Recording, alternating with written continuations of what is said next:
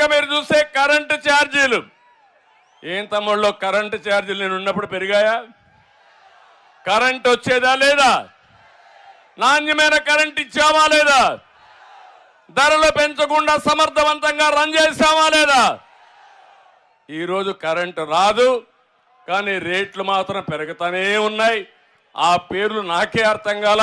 Surcharge అంట, fuel charge అంట, లేకపోతే ఎక్కడో కొన్నారని దాని మీద రేట్ అంట.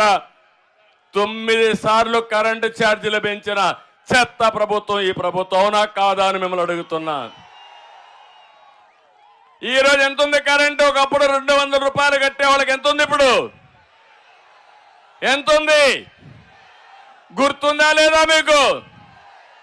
నేను ఆ రోజు ఎస్సీల కోసం, ఎస్టీల కోసం 200 యూనిట్లు కరెంటు ఉచితంగా ఇచ్చిన పార్టీ తెలుగుదేశం పార్టీ.